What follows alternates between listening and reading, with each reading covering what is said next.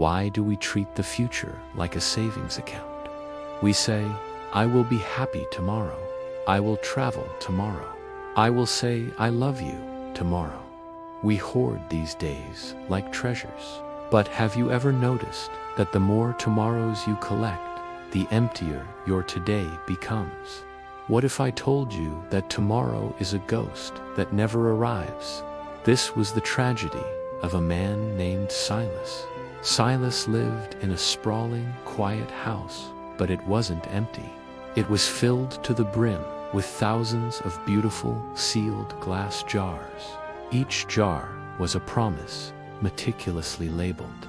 Trip to Paris, write novel. Learn the guitar, forgive brother. They lined the shelves of every room, gleaming in the faint light that filtered through the dusty windows. Silas would spend his days dusting them, polishing the glass, and admiring his collection. He felt rich. He believed he had a magnificent life just waiting for him, all neatly bottled and preserved. But if you looked at Silas himself, you would see the truth. He was gray.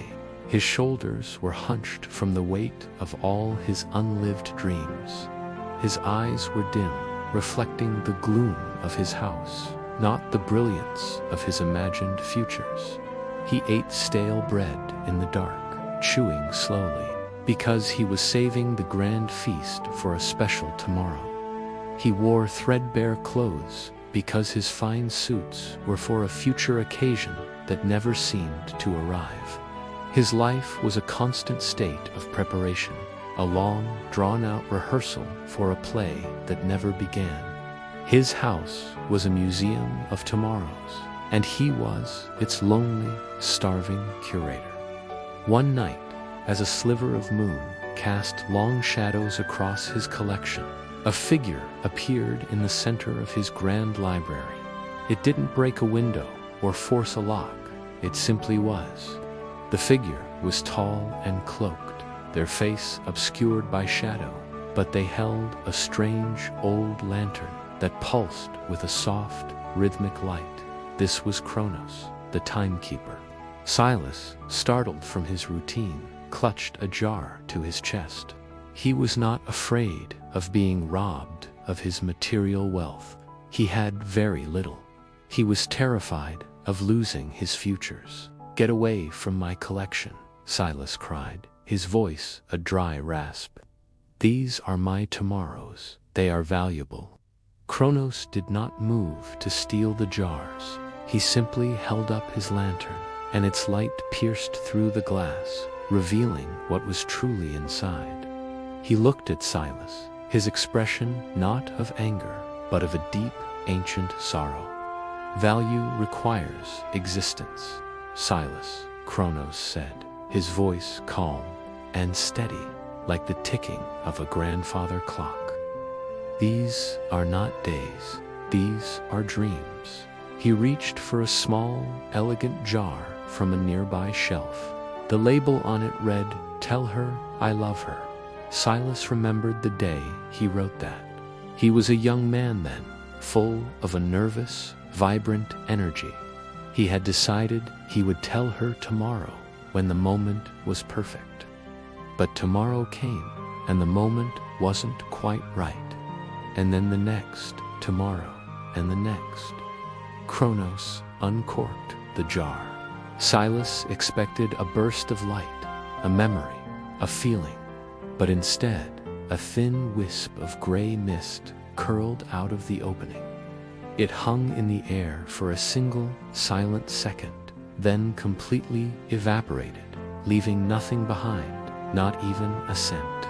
There was nothing, you see, Kronos continued softly, his gaze fixed on Silas. A tomorrow, kept in a jar, is just air. It has no substance. It rots into nothingness. You thought you were preserving a moment, but you were only capturing the space where a moment should have been. Silas stared, horrified, at the empty jar. He felt a phantom ache in his chest. Kronos then gestured around the room at the thousands of sealed jars. Time is a river, Silas. It flows, constantly moving, constantly changing. You must be in it, feel its current, let it carry you. But you have been trying to capture the water in buckets and keep it in your basement. You thought if you could just collect enough of it, you would own the river. He picked up another jar, this one labeled "Climb the Mountain." He shook it gently. Nothing moved inside. But look what happens, Kronos said. Stagnant water turns to poison. A captured moment loses its life. You cannot have time, Silas. You can only spend it. You can only live it. Your intentions were good. You wanted to build a perfect future, but you built it with ghosts. Now you stand here, a wealthy man with thousands of empty jars, and you have zero life. The words hit Silas with the force of a physical blow.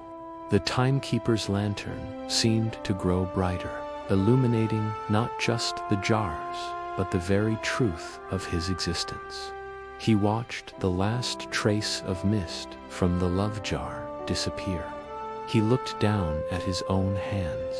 They were not the strong, young hands that had first sealed these jars. They were thin, wrinkled, and spotted with age. The skin was like parchment. 40 years. He realized he had spent 40 years preparing to live, but had never actually taken a single step into life itself. Each jar was not a promise, but an excuse. A reason to put off joy, to delay connection, to postpone experience until a safer, more convenient later. He looked around the room, and for the first time, he did not see a valuable collection.